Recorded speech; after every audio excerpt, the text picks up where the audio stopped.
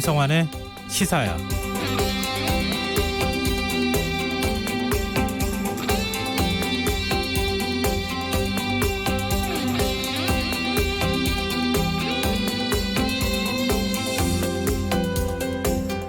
지난 2018년 일제 강제징용 피해자에게 배상하라는 우리 대법원의 판결이 나왔음에도 불구하고 일본 전범기업들은 수년째 아무런 반응을 보이지 않았는데요. 오늘 자정을 기준으로 전범기업의 국내 자산을 매각할 수 있게 됩니다. 일본 정부는 일본 기업의 자산 매각에 추가 보복으로 대응하겠다는 입장을 밝혔는데요. 관세 인상, 송금 중단, 일본 내 한국 자산 압류 같은 조치들이 거론되고 있다고 하죠. 일본은 군함도 탄광을 유네스코 세계유산에 등재하면서 강제징용 피해자를 기억하는 조처를 하겠다는 국제사회와의 약속도 지키지 않았고요. 강제징용 배상과 관련해 시간 끌기식 전략만 취해왔는데요. 강원도 민간 식물원에 설치된 조형물, 영원한 속죄를 두고 아베 사죄상이라며 반발했던 일본 정부. 과거사에 대한 반성 없이 반발과 보복 카드만 신속히 꺼내드는 행태를 언제까지 봐야 하는 걸까요? 8월은 역사적으로 의미 있는 시기인데요. 반성 없는 일본 정부에게 성찰의 시간이 되었으면 합니다. 시사평론가 김성환입니다. 국회가 오늘 법사위를 열고 부동산 3법을 처리했지만 오늘도 통합당 의원들이 표결에 불참한 것으로 알려졌는데요. 잠시 후 뉴스에서 자세한 내용 살펴보겠습니다. 더 깊이 있게 들여다보는 인터뷰 시간에는 집중호우로 인한 피해를 줄이려면 어떻게 해야 하는지 전문가와 말씀 나눠보겠습니다. 김성환의 시사에는 청취자 여러분의 참여를 기다립니다. 오늘도 평소처럼 방송 내용과 관련한 의견과 함께 이 지역 기상 상황도 함께 문자로 보내주시면 좋겠습니다. 지금 비 피해도 굉장히 큰 상황이고요. 지금도 굉장히 비가 많이 내리는 지역이 있을 텐데요. 지역 피해 상황도 저에게 알려주시면 좋겠습니다. 당첨된 분들께는 모바일 상품권 보내드릴 텐데요. 참여하실 번호는 샵9730이고요. 짧은 문자는 50원, 긴 문자는 100원의 이용료가 부과됩니다. 콩 게시판을 통해서도 무료로 참여하실 수 있고요. KBS 1라디오 유튜브 채널을 통해서도 실시간으로 시청 참여하실 수 있습니다. KBS 1라디오 김성환의 시사야. 그럼 지금 시작하겠습니다.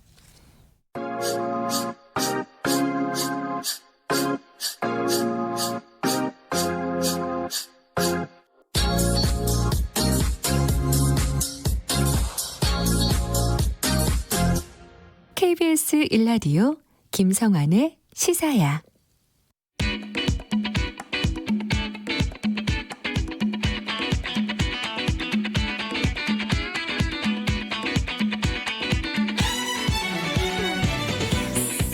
오늘 놓쳤던 뉴스 꼼꼼히 정리해드리는 뉴스야 시간입니다. 김민하 시사평론가 나와 계십니다. 안녕하세요. 안녕하세요.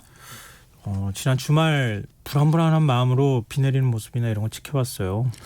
그렇습니다. 저야 뭐 사실 쉬는 날에는 집에 있기 때문에 이렇게 빗소리가 뭐 내리고 있다 이런 정도로 생각을 했지만 비가 내릴 때 한 번에 막 오고 또 그칠 때는 또 안 올 것처럼 이렇게 되다 보니까 네. 많은 분들이 이제 비가 그쳤구나 해서 뭐 밖에 나가기도 하고 그랬던 모양입니다. 그래서 이제 좀 천변을 산책하시던 분들 중에는 이제 좀 변을 당하신 분도 있고 해서 그 뉴스를 보니까 펜션에 갑자기 산사태가 밀려 내려오면서 또 사망하시는 분들도 계셨고. 그렇죠. 그 뉴스를 보니까 저는 이제 집에 있긴 했지만 이제 실감이 나더라고요. 지금 비 때문에 상당한 피해가 발생하고 있구나. 그래서 집에 있으면서도 걱정을 저는 많이 했습니다. 뭐 지금 이렇게 피해가 지금 눈덩이처럼 커지고 있다고 해도 과언이 아닌데 중앙재난안전대책본부가 오늘 오후 6시를 기해서 집중호우 대비 위기경보 단계를 심각 단계로 격상했어요. 그렇습니다. 중앙재난안전대책본부 오늘 오후 6시를 기해서 이제 말씀하신 대로 집중호우 대비 위기경보 단계를 심각 단계로 올려서 대응하고 있다고 밝혔는데요. 이 풍수의 위기경보 단계는 주의, 경계, 심각 이렇게 구성되어 있기 때문에 가장 높은 3단계를 지금 유지하고 있는 상황인 것이죠. 그래서 중대본은 지금 호우 상황이 예측하기 어려운 특성을 보이면서 이미 전국에 많은 비가 내렸기 때문에 지반이 약해져 있다는 점에서 주의가 필요하다라고 얘기를 하고 있습니다. 그래서 이런 상황에서는 적은 양의 비로도 큰 피해가 발생할 수 있기 때문에 위기경보는 심각으로 이제 올린 상황이다라고 설명을 했고요. 그래서 이렇게 심각으로 올린 만큼 국민들도 위험 상황 인식을 함께 하면서 선제적인 예방, 통제, 대피를 할 수 있도록 이제 노력해야 된다라고 얘기를 했습니다. 지금 그러면 심각 단계라고 하면 주의, 경계, 심각 가장 높은 단계라고 볼 수 있겠네요. 그렇습니다. 네. 그리고 문재인 대통령이 휴가차 양산 4조로 내려갔다가 지금 비 피해 소식 듣고 휴가 취소하고 올라왔다면서요? 그렇습니다. 대한민국 대통령은 여름 휴가를 쓰기가 대단히 어렵습니다. 그래서 이렇게 지금 이렇게 집중호우로 피해가 속출하다 보니까 당연히 대통령으로서는 이제 휴가를 계속 휴가 기간 동안 이제 사저에 있을 수만은 없게 된 거죠. 그래서 휴가를 취소하고 청와대로 복귀를 했는데 특히 이번 주에 이제 태풍 하구핏의 영향력도 이제 좀 이 호우 피해에 영향을 줄 것으로 지금 예상이 되고 있기 때문에 네. 앞으로 계속 이제 좀 비가 계속 많이 올 것이다라고 예상이 되는 상황이죠. 그렇기 때문에 이제 좀 이런 호우 피해 대처 상황 등을 점검하기 위해서 대통령이 휴가를 취소하는 상황이 됐다라고 청와대가 설명을 했습니다. 그리고 문재인 대통령 지난해에도 사실 여름 휴가를 계획했다가 일본의 수출 규제 조치 대응 등을 위해서 취소를 한 바가 있어서 지금 계속해서 여름 휴가는 이제 못 가고 있다. 이런 점이 좀 안타까운 상황이죠. 문 대통령 피해 최소화가 최우선이다. 그러면서 철저한 안전 관리를 당부했어요. 그렇습니다. 지금 이제 국민의 생명과 재산 피해가 늘어나고 있는 것에 대해서는 당연히 이제 안타까움을 나타냈고 또 인명 피해 최소화가 최우선이다라면서 철저한 안전 관리를 좀 당부를 했는데요. 그러면서 이제 저지대 상습 침수 지역이라든지 또 산사태와 붕괴 우려 지역 이런 데를 이제 사전에 철저히 통제해야 되고 주민들도 미리 대피시켜야 된다 이렇게 강조를 했습니다. 그리고 이제 특히 경찰, 소방당국 그리고 현장 지자체 공무원들이 인명구조와 응급복구에 만전을 기해야 되겠지만 이런 활동을 하다가 희생되는 일은 또 더는 없어야 된다 이렇게 강조를 했는데요. 네. 또 방송사를 향해서도 이 위험지역 정보, 주민의 행동지침 이런 것들을 빠르고 상세하게 제공해야 된다 주문을 했고 국민들도 이렇게 안내 방송에 귀를 기울이면서 외출과 야외 활동에 주의해달라 이렇게 협조를 좀 구했습니다. 지금 태풍까지 올라온다는 소식이 있어서 지금 앞으로 내리는 비도 이전에도 많이 내렸지만 굉장히 많은 비가 내릴 것으로 지금 보이는데요. 지금 중부지방에 내린 집중호우로 지금 사망자와 실종자 집계가 어떻게 되고 있습니까?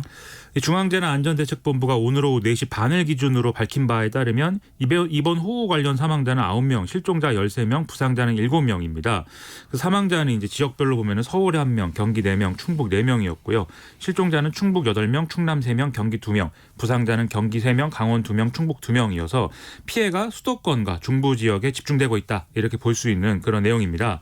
이재민은 지금 이제 591세대 919명으로 집계가 됐는데 이 중에 175명이 귀가를 했고 744명은 아직 귀가하지 못한 상황입니다. 그리고 일시적으로 체육관이나 마을회관 등으로 대피한 인원이 1,700명이 지금 넘는 상황이어서 상당히 피해가 계속 늘어나고 있다. 이 점을 이제 확인을 할 수가 있고요.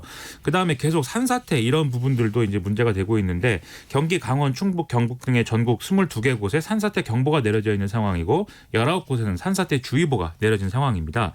그래서 좀 산사태 우려 지역이라든지 극경사지에 대해서는 중대본이 좀 예찰 활동을 하고 있는 상황이고 그리고 하천변의 산책로, 제방도로, 상강계곡 이런 부분들에 대한 관리를 강화하고 인근 주민들의 이제 사전 대피 이런 것들을 좀 안내를 하고 있는 그런 상황입니다.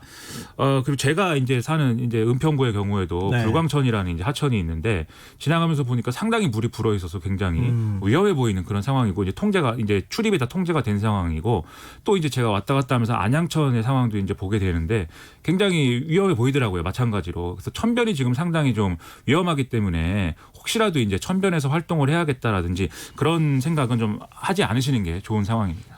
지금 이게 도로하고 강하구에도 경계도 지금 없는 상황이잖아요. 그렇죠. 그러니까 자칫 그 물에 휩쓸리는 경우도 있고 그렇게 하면 인명피해로 이어지곤 하지 않습니까? 그렇습니다. 그리고 또 사실 더 무서운 게 산사태나 토사 유출인 것 같아요. 그렇습니다. 지금 이제 경기 지역 그리고 중부 일부 지역에서 계속 이제 토사로 인한 인명 피해가 잇따르고 있는 상황인데요. 오늘 오전 10시 한 50분쯤에 평택시 청부급의 한 반도체 장기 부품 공장에 토사가 덮쳐서 이 작업 중이던 근로자 3명이 사망하고 1명이 크게 다치는 이런 사고가 일어났습니다. 그래서 이 작업장은 이제 천막 등을 이용해서 만들어 온 이제 가건물 형태였기 때문에 더욱더 토사에 의한 피해가 좀 취약했던 상황인 걸로 이제 보이는데요. 오늘 오전에만 이 지역에 130mm가 넘는 많은 비가 내리면서 이제 이런 상황이 된 것으로 이제 추정이 됩니다. 그리고 이에 앞서서 오늘 오전 10시 35분쯤에도 가평군 가평읍 산유리에서 토사가 무너져서 펜션을 덮쳤다. 이런 신고가 접수가 됐는데요.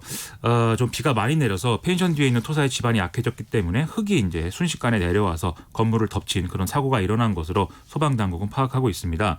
당시 사고가 또 건물 안에 있던 사람들은 4명으로 파악이 되고 있는데 그 가운데 3명이 발견돼서 병원으로 이제 이송이 됐고 그다음에 이제 60대 여성과 30대 여성은 이제 이 각각 펜션 여주인과 30대 딸로 이제 추정이 됐고 그다음에 3살 남자아이의 시신도 발견이 돼서 이렇게 3명은 이렇게 좀 사망으로 추정되고 있습니다. 나머지 사람에 대해서는 경찰과 소방당국이 인력 35명, 굴착기 3대를 투입해서 흙을 걷어내면서 구출 작업을 이제 진행을 했습니다. 그리고 또 어제 오전 6시 반쯤에도 충북 제천의 한 캠핑장에서 흙더미가 밀려와서 여기에 이제 42살 홍모 씨가 깔려 숨지는 일도 일어났는데요. 이분의 경우에는 가족을 먼저 대피시키고 짐을 챙기다가 변을 당한 것으로 전해져서 안타까운 그런 상황입니다. 그리고 또 오전 8시에 충주에서 또 76살 윤모 씨가 산사태로 유출된 토사에 매몰돼 숨지는 사고가 일어났고 또 산사태가 염소 축사와 주택을 덮치면서 축사가 무너져 내리는 바람에 가스 폭발로 이어져서 단층 주택에 전소돼서 이 50대 여성이 매몰된 후 숨진 그런 사고도 이제 일어났습니다. 도심지 도로가 침수가 되거나 아니면은 주택가가 침수되는 일도 있잖아요. 근데 매너를 또 조심해야 된다고요? 그렇습니다. 오늘 오후 1시 40분쯤에 충남 아산시 한 승마장 인근에서 맨홀에 사람이 빠졌다 이런 신고가 소방당국에 들어왔는데 실종이 됐습니다. 이 실종자는 어린이집 침수를 막기 위해서 배수로 작업을 하던 중이었는데 이 맨홀에 이제 갑작스럽게 이렇게 좀 물이 이제 급박하게 이제 흘러 들어오다 보니까 이 수압에 못 이겨서 휩쓸린 그런 상황으로 보입니다. 현장에서 수색 작업 중이라고 이제 이 뉴스가 나오고 있습니다. 도심지에서 물이 불어난 곳엔 거기에 맨홀이라든가 이런 것들이 있을 수 있잖아요. 그렇죠. 물이 막 솟구치기도 하고 또 역류하죠. 그리고 다시 또 빠지는 경우도 역시 갑자기 물이 빠질 경우에는 사람이 휩쓸려 들어갈 수도 있지 않겠습니까? 그렇습니다. 그러니까 그런 부분 굉장히 조심해야 될 것 같고요. 그리고 앞서 문재인 대통령도 언급을 했지만 이제 구조 활동을 하다가 소방관이 사망을 하는 경우도 있지 않았습니까? 연결식이 오늘 거행이 됐어요. 그렇습니다. 이 김국환 이제 소방관의 연결식이 전라남도 청장으로 이제 거행이 됐는데요. 지난 31일 오후 14시 49분쯤에 구례군에서 이제 5명이 물놀이를 하던 중에 1명이 물에 빠졌다. 이 신고를 받고 즉시 이제 출동을 해서 현장 활동을 이제 벌였는데 이때 급류에 휩쓸려서 18분 만에 발견돼 인근 병원으로 옮겨졌음에도 결국 이제 숨진 이런 일이었습니다. 이 김국환 소방관은 고등학교 졸업 후에 최연소로 육군 특전사에 입대한 중사 출신인데 지난 2017년에 보성 소방서 구조대원으로 임용이 됐고 1,480건의 출동을 통해서 540명을 구조를 했고 지난 2018년에는 뛰어난 업적을 인정받아서 이 표창을 받는 이력도 갖고 있는 이런 이제 인물이었다고 합니다. 이 구조하는 것도 좋지만 구조하시는 분이 다치거나 사망에 이르면 또 다른 사람을 구조할 수가 없게 되잖아요. 그렇습니다. 그러니까 안전이나 이런 부분들 철저하게 좀 지켜가면서 구조를 좀 해주셨으면 좋겠습니다. 그리고 지금 앞으로 비가 얼마나 더 내리는 거예요? 이번 주가 최대 고비다라고들 얘기를 하고 있는데요. 오늘도 물론 곳곳에서 비가 내렸고 내일도 중부지방을 중심으로 많은 비가 더 내릴 것으로 보인다라는 예보가 나오고 있습니다. 이 장마전선이 계속 이제 중부지방에 좀 영향을 주고 있는 상황인데 내일까지 중부지방에 100에서 200mm, 일부 지역에서는 최고 300mm가 넘는 많은 비가 올 것으로 예상이 된다라는 얘기고요. 그리고 앞서 말씀드렸듯이 대만 부근에서 지금 이 4호 태풍 하구핏이 북상을 하고 있기 때문에 이 간접 영향으로 모레도 이제 강한 비가 내릴 것이다 이렇게 예보가 나오고 있어서 당분간은 집중호우가 계속된다. 이렇게 봐야 되겠습니다. 그리고 강원 영서 지역에서도 이제 호우특보가 유지되고 있고 춘천과 원주 등의 영서 지역 그리고 강원 산지 호우경보 그리고 동해안 일부 지역에 주의보가 발효된 상태이기 때문에 그야말로 이제 안심할 수 없는 상황들이 이어지고 있는 건데요. 그리고 이제 산림청의 경우도 어제 오후 9시를 기해서 서울, 경기, 인천, 강원, 충북, 경북 등 6개 시도에 대해서 산사태 위기경보를 경계로 상향 발령했다고 밝힌 상황입니다. 이 산사태 위기경보에 있어서는 이제 관심, 주의, 경계, 심각 이렇게 4단계로 구분이 되는데 경계니까 세 번째로 이제 상당히 좀 문제인 그런 이제 단계가 발령이 된 것이죠. 그래서 좀 이렇게 좀 짧은 시간에 내리는 매우 강한 강수 때문에 산사태와 축대 붕괴, 농경지 침수 등이 우려되기 때문에 좀 피해에 대해서 각별한 주의가 필요한 상황입니다. 네. 청취자 3991님도 폭우 피해로 인해 소중한 가족분들 이런 분들께 안타까운 마음 전합니다. 이런 이제 문자도 보내주셨습니다. 자, 이번엔 코로나19 소식으로 좀 가볼까요? 오늘 집계가 어떻게 됐습니까? 오늘 0시 기준 국내 코로나19 신규 확진자 모두 23명이었는데요. 유형별로 보면은 국내 발생은 3명, 해외 유입이 20명이었습니다. 국내 발생은 사흘째 한 자릿수고 5월 8일 1명이요. 가장 적은 수치가 나온 건데요. 서울이 2명, 경기가 1명이었습니다. 그리고 이제 해외 유입 환자 20명은 14명이 검역 단계에서 확인이 됐고 6명은 격리 중 검사에서 확진 판정을 받은 사례인데 국적을 보면 내국인이 14명이었고 외국인이 6명이었습니다. 그리고 유입 추정 국가는 방글라데시와 러시아에서 4명, 그리고 필리핀, 일본, 미국, 알제리 2명 뭐 이렇게 좀 집계가 되고 있고요. 그리고 이제 추가 사망자는 다행히 이제 나오지 않아서 누적 사망자 수는 301명이 유지가 되고 있습니다. 근데 신규 확진자 수는 줄었는데 서울에서 새로운 집단 감염이 일어났어요. 그렇습니다. 뭐 중앙방역대책본부가 이제 밝힌 바에 따르면 서울 강남구의 커피 전문점 할리스커피 선능력점하고 서초구 양재동의 양재족발보쌈 등에서 총 10명이 확진이 됐다 이렇게 밝혔는데요. 각각 5명씩 해서 이제 10명이라는 겁니다.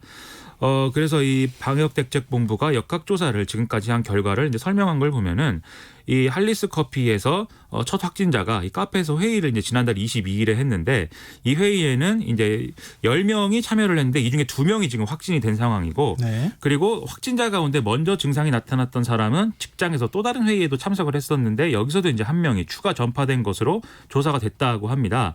그래서 감염자를 이제 좀 구분을 해보면 할리스 커피 내 회의 참석자 2명 그리고 이들을 통해 직장 내 회의를 한 관계자 그리고 가족 등 2차 감염된 사례가 3명이다. 이렇게 볼 수가 있는 것이죠. 그리고 이 할리스 커피 최초 확진자는 회의 다음 날 또 양재동 식당을 방문을 했는데 여기서 이제 이용자 1명, 식당 종사자 1명, 가족과 지인 등 추가 전파 3명 등 5명이 잇따라 확진된 상황이 이제 일어났다라는 게 오늘까지 확인된 내용입니다.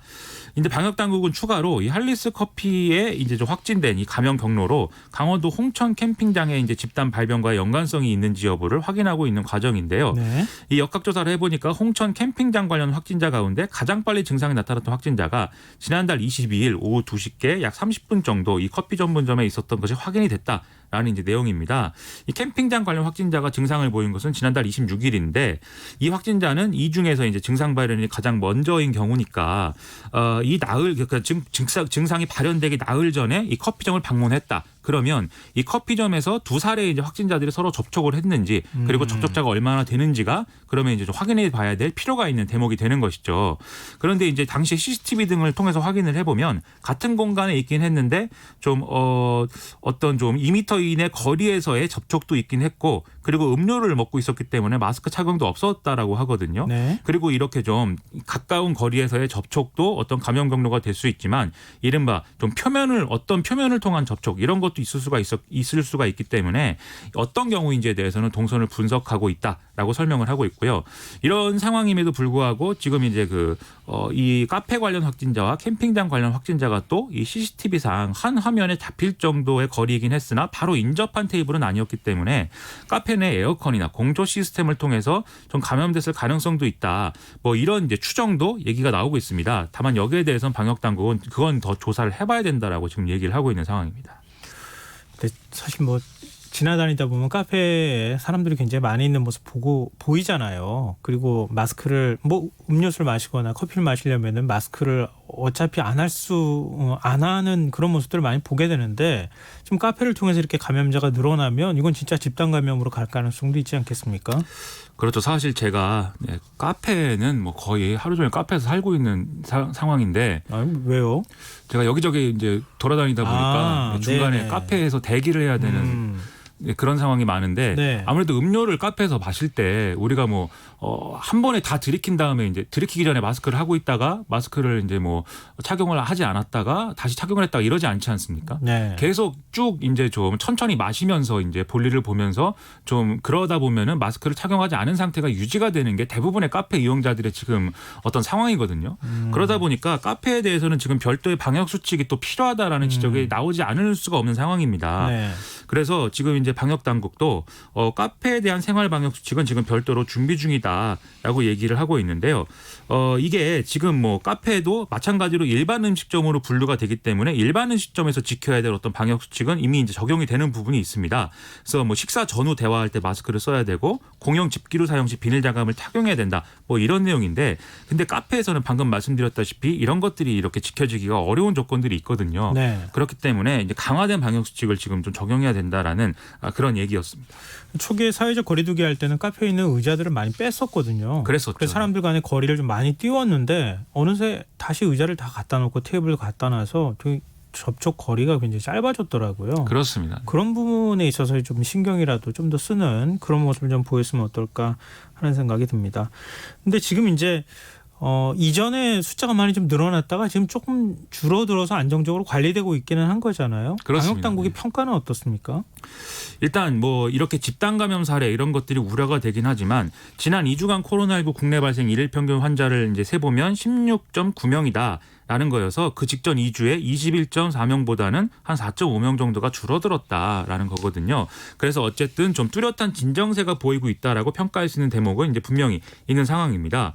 그리고 이제 그동안 이제 좀 그 이전에 좀 이렇게 신규 감염자 수가 늘어나는 이런 국면에서는 이제 좀 병상 부족이나 이런 것들이 앞으로 좀 우려될 수 있다 이런 지적도 많이 네. 나왔었는데 일단 지금 코로나19 치료 중 환자가 808명이고 중증 위중 환자는 12명인데 감염병 이제 전담병원의 병상은 한 2,200여 개 정도로 지금 여유가 있기 때문에 일단은 우리 의료 체계에 큰 부담이 되지 않는 수준으로 유지가 되고 있다라고 평가를 하고 있습니다.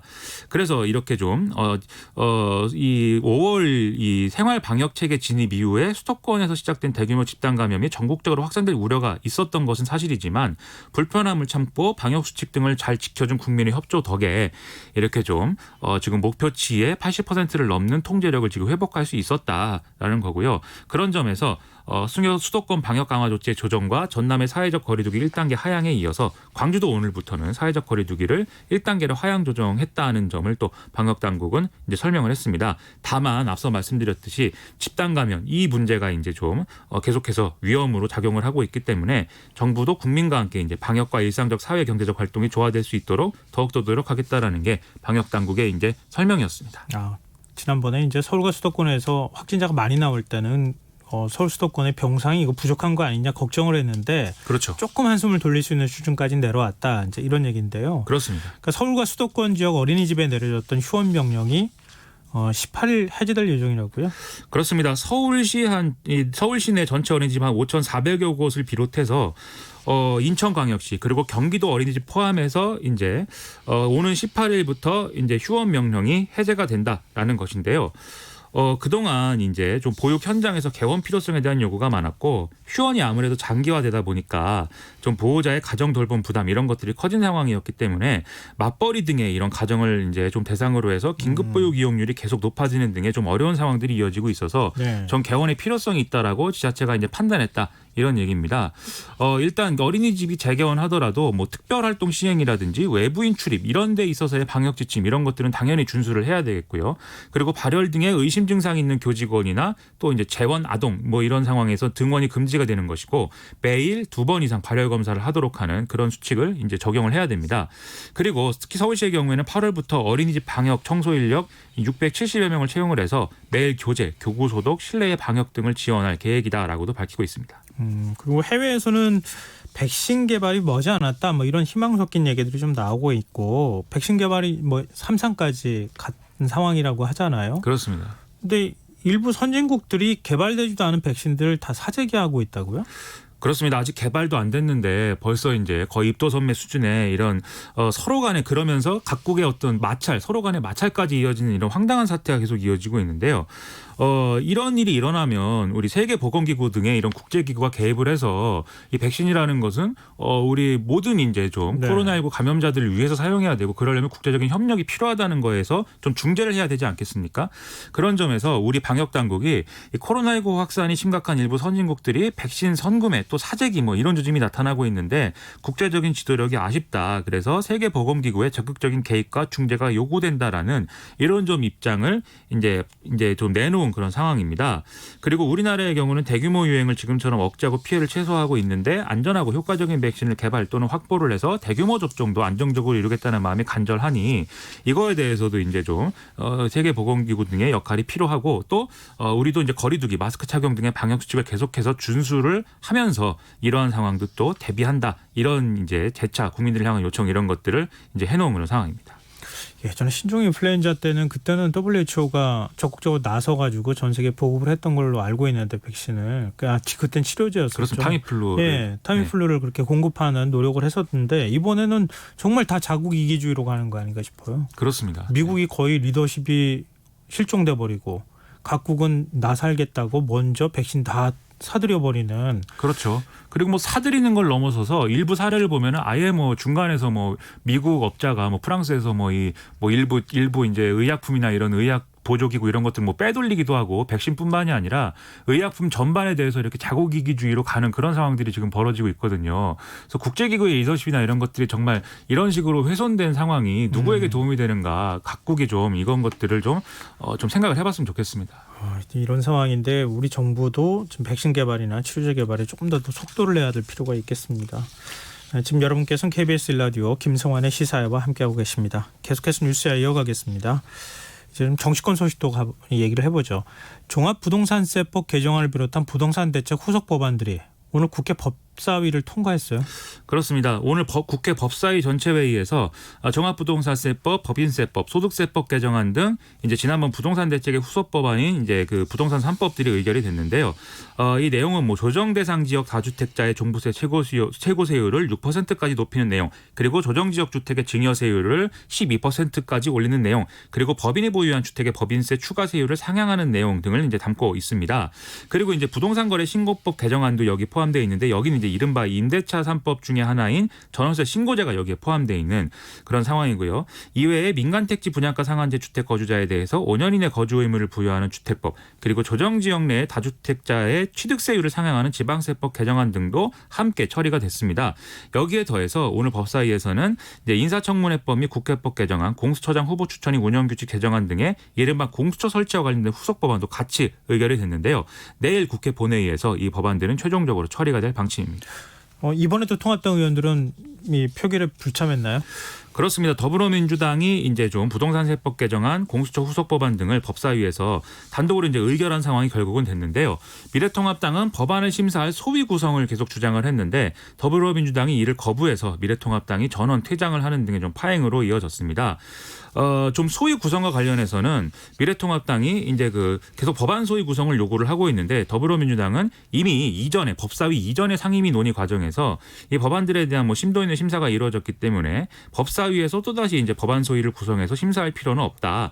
이렇게 이제 주장을 했는데 여기에 대해서 미래통합당은 또 각 상임위에서도 소위가 꾸려지지 않은 상태에서 법안이 법사위로 넘어온 거 아니냐. 법사위에서도 법안을 심사하지 않으면 뭐 안 되는 거 아니냐. 뭐 이렇게 좀 반론을 했다고 합니다. 그래서 끝내 이제 소위 구성을 두고 양당의 의견은 좁혀지지 않았던 것이고 그래서 이제 미래통합당 법사위원들은 전원 퇴장을 한 상태에서 이제 이 법안들이 이제 처리가 된 것인데요. 미래통합당은 이제 이후에 기자회견을 열고 더불어민주당의 단독 법안 처리를 좀 비판을 했습니다. 그래서 토론을 거듭하면서 흠결이 없도록 해서 최대한 완결성 있는 법을 만들어야 된다. 이런 취지였습니다. 이게 지금 토론이 먼저입니까? 아니면 소위가 먼저입니까? 이거 서로 간의 입장이 계속 갈리면서 이런 현상들이 계속 발생하는데 이게 더 따져보면 사실 미래통합당도 사실 뭐 미래통합당에 대해서 이제 여당이 할 말이 없는 것도 아니거든요. 그렇게 얘기하면 상임위에서 이제 법안 소위 구성을 할 때 미래통합당이 전적으로 협조했느냐 그런 게 또 아닙니다. 이 법안 소위에서 복수법안 소위가 도의된 상임위의 경우에 네. 누가 어떤 법안 소위 위원장을 맡을 것이냐를 두고 계속 논쟁을 해가면서 법안 소위 구성이 안 된 측면이 또 있는 거거든요. 그리고 오늘 법사위에서 이제 법안 소위 구성 논의에 있어서도 이제 법사위의 경우에는 이제 예산과 결산을 다루는 이 법안 심사 소위 위원장을 누가 할 것인가가 쟁점인데 이걸 두고도 사실은 오늘 논쟁이 오갔거든요. 그러니까 사실 이제 토론이 이루어지지 않은 것에는 물론 이제 여당의 책임이 크겠지만 쌍방과실인 측면도 있기 때문에 이 점에 있어서도 미래통합당이 나름대로의 전향적인 어떤 결단이 필요한 상황임을 좀 같이 얘기해야 될 것 같습니다. 김종인 비대위원장도 비판 대열에 합류했네요. 그렇습니다. 김종인 미래통합당 비대위원장은 오늘 비대위 회의에서 정부 여당이 추진한 부동산 관련 법 개정에 대해서 세입자와 임대인의 갈등 구조를 더 높이는 법이다라고 평가를 했고요. 부동산 투기 억제를 위해서 이렇게 법 제정을 했다고 하지만 세입자를 위한 것인지 이해하기가 힘들고 이런 정책은 하려고 하면 할수록 주택 공급에 차질이 발생할 수 있다는 것까지 생각해야 된다라고 주장을 했습니다. 민주당 김태정 원내대표는 서민 주거 안정에 기여할 것이다. 이런 입장을 냈어요. 그렇습니다. 지금 미래통합당이 굉장히 임대차 3법에 대해서 비판을 강하게 내놓고 있기 때문에 여기에 대해서 김태년 원내대표가 나름대로 반론을 이제 한 것인데요. 미래통합당이 투기 세력의 입장만 대변하고 있다라고 얘기를 하면서 우리 국민의 38%가 전월세 임대차 주거에서 생활을 하고 있는데 이분들은 전월세 상한제와 계약갱신 청구권 시행을 환영하고 있다라고 평가를 했습니다. 그리고 이렇게 서민들의 주거를 안정시키는 게 정부의 헌법적 책무인데 지난 31년간 시행되어 온 2년짜리 이제 전월세 계약제도로는 최근에 부동산 과열 국면에서 임차인의 주거 안정을 충분히 보장하지 못하는 상황이 됐기 때문에 그래서 이제 주택임대차보호법 개정이 필요했다라고 이제 얘기를 했죠. 그러면서 임대차 입법 시행으로 임대인과 임차인 사이에 균형 잡힌 관계가 형성이 될 것이다. 이렇게도 전망을 했는데요. 그리고 미래통합당의 이런 좀 움직임에 대해서 계속 반론을 제기를 했습니다. 그래서 2008년 금융위기 이후에는 전 세계 선진국들이 투기 차단과 주거 안정을 위해서 이런 좀 임대차 보호법에 더불어서 강력한 보유세 이런 것들을 도입하고 있는데 미래통합당의 주장대로라면은 그런 나라들도 다 공산주의 국가인 거 아니냐 그런 주장이 국민의 공감을 얻기 힘들다 이렇게 또 평가를 했습니다. 그러면서 이 과정에서 부동산 복합제가 정책을 흔들고 있다 이런 이제 발언까지 했는데요. 아마 부동산 복합체라는 이 명명은 군산 복합체 이런 거랑 비슷한 의미로 지금 내놓은 그런 것 같습니다.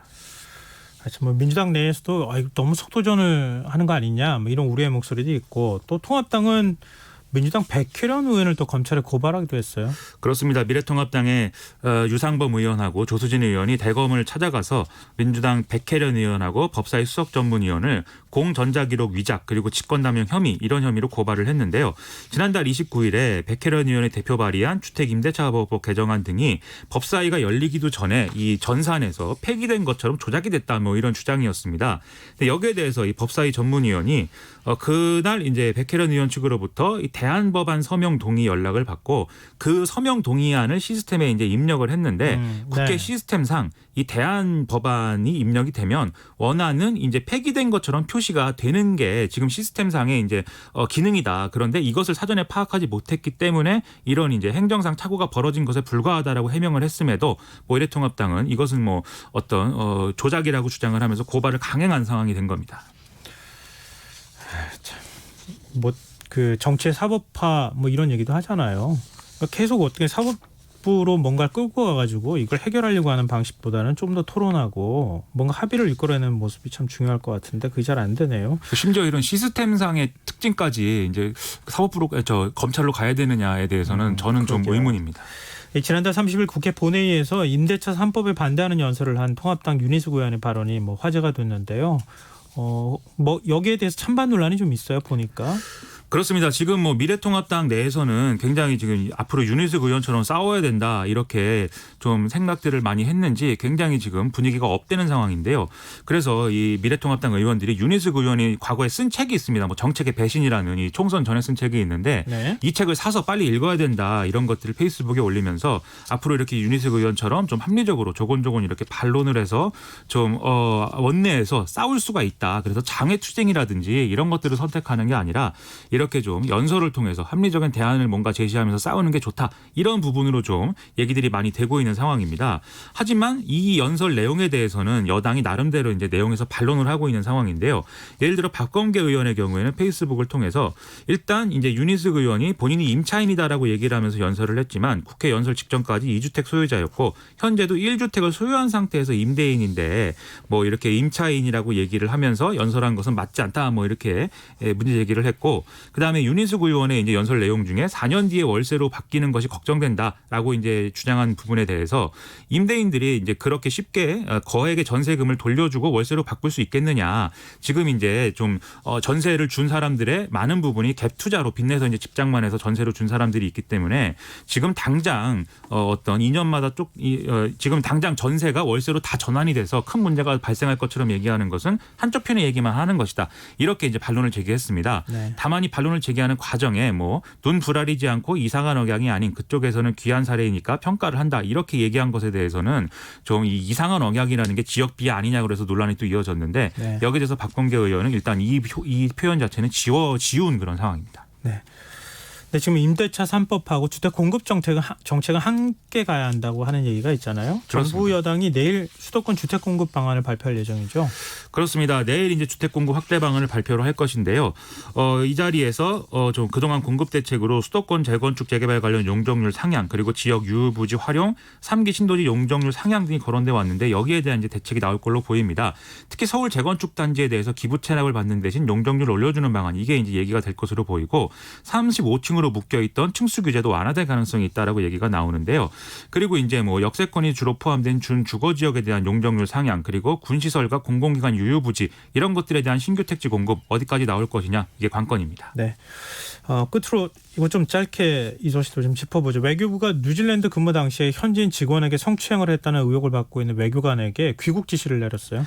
그렇습니다. 지금 이제 아시아 다른 주요 국가에 이제 좀 나가 있는 인사인데 귀국을 지시해서 이제 한국으로 들어오게 됐습니다. 그래서 한국으로 들어오게 되면 뉴질랜드가 절차에 맞는 사법 절차를 요구할 경우에 그에 맞춰서 필요한 어떤 조치에 협력할 수 있다 이런 입장이었는데요. 네. 다만 외교부는 지금까지 뉴질랜드가 언론을 통해서는 이런 문제를 계속 제기를 했고 문재인 대통령과의 통화에서도 이 문제를 거론을 하긴 했지만 정식 이제 사법 인도 절차 이런 것들은 밟지 않았기 때문에 이렇게 언론 플레이와 그리고 이제 사전 조율되지 않은 통화를 통해서 문제 제기한 것에 대해서는 유감을 밝힌 그런 상황입니다.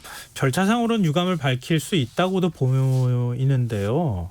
외교관이 다른 나라에 가서 무리를 빚고 다시 왔을 때 거기에 따른 적절한 조치를 못 취했다고 하는 것에 대한 비판에서는 자유로울 수 없겠습니다. 그렇죠. 이게 논란이 있는 사안이지만 어쨌든지 간에 그 나라에서 통용되는 어떤 그런 문화를 그런 문화의 차이조차도 인식하지 못한 책임이 1차적으로 있는 것이고 그와 관련된 조치를 우리 외교부가 취해야 되는 것이죠. 네. 지금 앞서 프로그램 시작하면서 지금 지역 기상 상황도 좀 알려주십시오라고 말씀드렸는데요. 7635님께서 안양은 둔치 주차장까지 물이 찼다가 빠졌습니다. 집에 갈 때 비 조심하십시오라는 의견 주셨습니다. 감사합니다. 다른 분들도 계속 많이 문자 보내주셨으면 좋겠습니다. 오늘 뉴스에 여기까지 하겠습니다. 지금까지 김민하 시사평론가였습니다. 고맙습니다. 고맙습니다.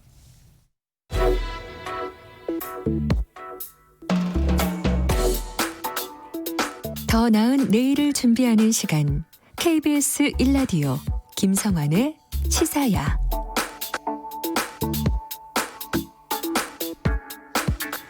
앞선 뉴스에서도 소식 전해드렸듯이 수도권과 중부지방을 중심으로 집중호우로 인한 피해가 잇따르고 있습니다. 폭우로 인해 발생한 피해 중 일부는 기본 수칙을 지켰다면 충분히 예방할 수 있었을 거라고 하는 아쉬움의 목소리가 나오고 있는데요. 오늘 인터뷰 시간에는 이상호 부경대 토목공학과 교수 연결해서 반복되는 집중호우 피해 어떻게 대비해야 하는지 자세한 이야기 나눠보겠습니다. 교수님 안녕하십니까? 예, 안녕하세요. 네. 지금 이 피해가 발생하는 거 보면요. 과거에는 제가 기억하기로는 홍수에 대한 피해, 그러니까 하천이 범람하거나 이런 것에 대한 피해, 인명피해가 굉장히 많았는데 이번에는 산사태나 이런 흙이 쓸려 내려오면서 피해가 발생하는 경우가 많아요. 예. 지금 이 산사태가 속출하고 있는 구조적인 문제가 혹시 있을까요? 결국은 약간 경사진 곳을 깎아내고서 네. 그곳에 시설을 만들면 경사면의 각도가 커지는데 그런데 그곳에 옹벽 같은 시설을 잘 설치하지 않는다면은 그 비의 강도가 시간당 약 30mm 이상으로 올 때 산사태의 위험성이 있습니다. 이게 취약지역 점검이라고 지자체라든가 정부 당국에서 계속 확인은 하고 있지 않습니까? 그렇습니다. 2011년 우면산 산사태가 일어났을 때 그때 산사태 관련돼 있는 후속 조치들이 계속 이루어졌던 것으로 알고 있는데 이게 제대로 지켜지지 않은 겁니까? 아니면 이례적으로 이번에 비가 많이 내려서 그런 겁니까? 노력들을 지자체나 행정안전부가 계속 해오고 있는 것으로 저도 알고 있습니다만 전국적으로 그 모든 곳을 다 예상하고 대응하기가 어려운 점도 있고, 네. 그다음에 이번 비가 좀 근래에 보기 드물게 강한 강도의 비로 내린 것도 원인이고 그 두 가지가 같이 존재한다고 봅니다. 근데 지금 공장이라든가 뭐 펜션 이런 것들이 이제 흙이 쓸려 내려오거나 토사 유출이나 산사태로 인해서 인명 피해가 지금 발생하고 있는 상황인데요. 이 산사태의 경우에는 미리 전조 증상도 좀 있고 흙이 쓸려 내려오는 것들이 또 보이기도 하잖아요. 이런 경우에는 좀 예방 조치를 조금만 취했으면 인명 피해가 커지지 않았을 것 같다. 이런 아쉬움이 좀 들어요. 이 전조 증세라는 거는 사실 여러 곳은 아니지만 네. 흙이 조금씩 물과 함께 좀 쓸려 내려온다라는 것을 전조 증세로 볼 수 있는데요. 네. 그런 것들을 확인할 수 있다면은 대응을 하거나 좀 안전한 곳으로 가 있거나 하는 그런 행동할 필요가 있는데 이 산사태의 경우에 상당한 경우는 갑작스럽게 사면이 붕괴되는 경우들이 많습니다. 이번에도 보면은 대체로 언론에서 쭉 취재해서 보여주신 것들을 보면은 옹벽이 있는 곳은 제가 한 곳만 확인했고 제대로 된 옹벽이 없는 곳들이 펜션 주변이라든가 이런 곳들이 많았습니다. 그래서 전조 증세가 있다면은 사실 그런 곳은 대응할 수가 있지만 그렇게 밤중에 비가 많이 와서 갑작스럽게 발생하는 곳들은 대응하기 힘든 그런 곳들도 많이 있습니다. 지금 이제 옹벽을 말씀해 주셨는데요. 그러니까 사면을 굉장히 가파르게 깎고 난 다음에 옹벽 같은 대비 시설을 좀 해놨어야 되는데 그런 걸 해놓지 않았거나 아니면 예. 계곡 같은 경우에는 우리 이제 모래 같은 경우나 이런 게 쓸려 내려오지 않도록 작은 뚝 같은 것들을 좀 만들잖아요. 예. 그런 것들에 대한 사전 예방 조치나 이런 것들이 좀 부족했다 이렇게 얘기할 수 있는 건가요? 그렇습니다. 또 도로 같은 계곡의 도로가 크게 내려앉는 경우도 있는데 그런 경우는 도로를 낼 때 그 도로 밑에 계곡의 물이 흙을 깎아낸다. 그 힘이 대단하다라는 것을 제대로 처리하지 못하고 도로를 내면은 이번과 같이 여러 군데에서 계곡 주변의 도로가 바로 계곡하고 인접한 도로가 10m, 20m 크기로 크게 내려앉고 소방대원도 아까운 실종이 있는 그런 일들이 발생할 수 있습니다. 근데 이게 이제 사실 예측할 수 없는 폭우, 그러니까 국지성 폭우가 내리는 경우에 사실 시간당 100mm의 폭우가 내렸을 때 불가피하게 발생하는 피해들도 있을 수 있겠지만 미리 사전에 대비할 수 있는 방법이 있다고 하면 어떤 방식으로 이런 것들은 좀 대비를 좀 하면 좋을까요?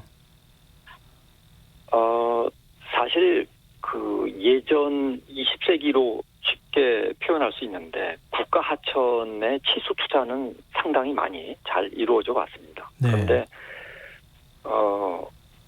왕숙천 또 도시 하천 이런 곳은 지자체가 관리하고 있는데 그러한 곳은 치수 투자가 국가 하천보다 한강이나 낙동강 이런 국가 하천보다 상대적으로 적었습니다. 또 그렇게 하천 규모가 작을수록 제방의 여유 높이 기준이 좀 낮습니다. 그러니까 국가 하천의 경우에 하천 범람 같은 것은 없어진 반면에 네. 도시 하천이나 중소규모의 지방 하천들은 그 경우에 따라서 하천 범람 또는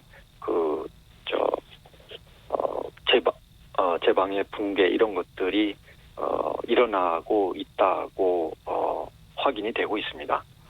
이건 말씀하셨던 것처럼 지자체 차원에서 치수에 대한 투자가 좀 적었다 이렇게 지적을 해주셨는데요.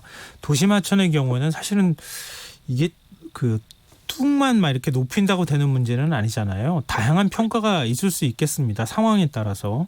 그렇습니다. 이 사례를 좀 들어주신다면 어떤 게 있을까요? 하천변 저지대 이게 가장 큰 문제죠. 도시가 발달하면서 우리나라가 땅이 그렇게 넓지 않고 산이 많으니까 네. 하천변 조차도 시가지들이 이렇게 들어서 있는데 그런 경우는 하천의 수위, 홍수위가 높아지면은 그 내수라고 하죠. 하천 옆에 시가지의 물이 그 배수가 잘 안 될 수밖에 없습니다. 네. 그래서 강제로 그 펌프장을 만들어서 그 내수를 강제로 하천으로 배수시키는 시설들을 하고 있는데 네. 그러한 것들이 그 충분치 않다라는 것들이 계속 이렇게 나타나고 있습니다. 또 한 가지 면을 보면은 우리가 지구가 따뜻해지고 있다, 기후가 네. 변화하고 있다 이런 얘기를 하는데 그의 속도, 지구의 기온 상승의 속도가 우리가 그에 대응하는 것보다 빠르다고 볼 수가 있습니다. 좀 더 설명을 드리면은 한 사람이 산업혁명 이후에 한 200년 동안 활동을 하면서 지구의 기온이 한 0.6도 높아졌습니다. 지구 전체는 남극 적도 합하고 1년 전체로 보면 15도가 평균 기온인데 그 평균 기온이 0.6도나 높아졌다는 것은 굉장히 기온 상승이 컸다는 거고 기온이 올라가면은 증발량 바다가 4분의 3인데 증발량이 커져서 그 증발된 물은 다시 바다와 육지로 떨어질 수밖에 없습니다. 네. 그 속도가 더 높아졌으니까 그러니까 이러한 비가 강도가 세지고 양도 많아지는 일들이 자주 발생하고 있다고 보고 그것이 이미 갖추어진 예전의 그 배수 시설 보다도 그 능력을 초과하고 있다라는 것으로 진단을 할 수 있습니다. 또 좀 더 설명을 드리자면은 네. 그 하수도 시설 기준이라는 것이 있는데요. 그 기준이 2005년 책자와 11년 책자를 보면은 결국 2005년 책자에 보면 우수 배제의 강우 빈도 몇 년에 한 번 크게 나타날 수 있는 강우냐 이것이 10년까지로 되어 있었는데 네. 2011년 기준을 보면은 30년으로 증가시켰습니다. 그러니까 2011년 전에 그 하수 계획 시설들은 상대적으로 30년 빈도의 비를 감당하기가 어려운 상태였다고 볼 수 있고요. 그러니까 원도심, 과거에 발달한 도시 지역 그리고 하천변 이런 곳에 그 하수 배제 능력은 바뀐 시설 기준으로 보자면 그 상대적으로 약한 것이죠. 약하니까 비가 한 20년, 30년 만에 한 번 올 수 있는 큰 비, 그러한 강도의 비가 내리면 지금과 같이 여러 곳에서 배수가 잘 안 되고 침수가 일어나고 이런 일들이 자주 발생하는 것으로 확인하고 있습니다. 이게 빗물을 내려보내는 배수시설 하수도관 설치하는 걸 제가 봤는데요. 이게 정말 공사하기가 어렵다고 하더라고요. 거의 도시가스관부터 시작해서 전기 배선, 통신 배선까지 다 옮겨야지 되는 굉장히 복잡한 공사고 공사비도 많이 들 텐데요. 그럼 말씀하신 것처럼 이렇게 짧은 시간 안에 많은 비가 내리는 것을 빈도를 좀 많은 비가 내릴 거라고 전제를 하고 도시시설 새로 하는 데는 돈이 천문학적으로 많이 들지 않겠습니까? 그렇습니다. 이게 어떻게 대비를 해야 될까요? 어쩔 수 없지만 비용이 많이 든다고 하더라도 우리가 살아가는 터전을 옮기지 않는 이상은 그에 대비를 할 수밖에 없는 것이고 좀 단기적인 대책들, 중장기적인 대책들 이런 것들을 쭉 나열을 해놓고 네. 단기적으로 시행할 수 있는 것들을 빨리 시행하면서 투자가 지속적으로 이루어져야 하는 것들은 그것대로 계속해서 시행을 해야 된다 이렇게 생각을 합니다. 기후변화에 맞춰서 도시의 마스터 플랜을 다시 세울 필요가 있다. 이제 이런 말씀이시기도 한 것 같은데요. 지금 보안 쪽으로 얘기가 되는 이 물구름 많이 만드는 빗물 저류 시설 설치하는 것에 대해서는 어떻게 보세요? 필요하다고 봅니다. 저류 시설은 한 중간 규모 시설로 볼 수 있고 네. 아주 큰 홍수에는 별 역할이 크지 않다라고 볼 수 있지만 저류 시설을 할 수 있는 곳마다 여러 군데 설치를 하고 또 그 저류 시설 하나만 가지고 해결할 수가 없으니까 하수도, 저류 시설, 펌프장 이런 것들을 같이 일관되게 종합적으로 계획을 해서 빗물 배제 능력을 좀 키워야 된다고 보고요. 네. 또 다른 시설로는 한창 도입하고 있는 빗물 침투 시설들이 있습니다. 네. 그러니까 노상 주차장 같은 곳은 포장을 하지 않고 땅 속에 옛날 자연과 같이 일부 빗물이 땅 속으로 들어가도록 하는 시설들, 그 다음에 길을 따라서 침투 도랑이라고 해서 네. 돌 같은 것 돌 틈이 좀 넓으니까요. 그런 네네. 돌 같은 것을 도랑 형태로 길게 만들어서 침투 도랑이라고 하는 것들을 부분 네. 분산해서 쭉 시설을 한다든가 네. 하는 알겠습니다. 시설들을 설치할 필요가 있습니다. 네, 알겠습니다. 오늘 말씀 여기까지 듣겠습니다. 고맙습니다. 예. 네, 지금까지 이상호 부경대 토목공학과 교수와 전화 연결했습니다. KBS 1라디오 김성환의 시사 1부 순서는 여기서 마무리하고요. 1부 끝곡으로 캐롤 킹의 You've Got a Friend 들으시고요. 전 11시 전과 2부에 다시 오겠습니다. When you're down and troubled